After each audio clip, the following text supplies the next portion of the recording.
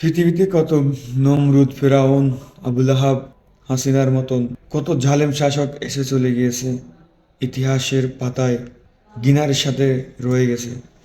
অথচ আমরা জেনে শুনে আমাদের বিবেকের তালা খুলে না। গত দুদিন আগেও যে ব্যক্তিটা ফেরাউনের নাম কিংবা হাসিনার নাম যতটা না ঘৃণার সাথে নিয়েছিল, আজ সেই ব্যক্তিটাও সেই একই চরিত্রের অধিকারী হচ্ছে। বুঝতেই পারছে না সে আস্তে আস্তে জালেমের দিকে অগ্রসর হচ্ছে। অতিমাত্রায় যখন পাপাচার আর অত্যাচারের সম্মুখীন হয়ে যায়, তখন আমরা বলি, হায় আল্লাহ, কোথায় গেলে একটু শান্তি পাবো। অথচ শান্তির দেখা পেয়েও আমরা কাছে যাই না। আমরা আমাদের চরিত্র বদলাতে পারি না, শান্তি খুঁজি।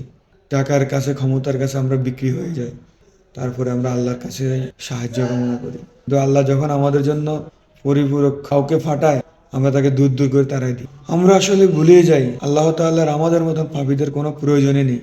আমাদের আগে বহু জাতি ধ্বংস হয়ে গেছে, আল্লাহর কিছু যায় আসে নাই, বরং আমাদের প্রয়োজন আল্লাহকে।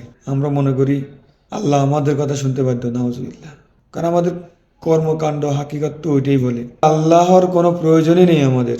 আমাদের ছাড়াও আল্লাহর মাখলুকাত অনেক আছে, এই পৃথিবীর বাইরে, আসমান জমিনে অনেক আছে। আল্লাহ আমাদের সবাইকে বুঝার তৌফিক দান করুক। আমিন।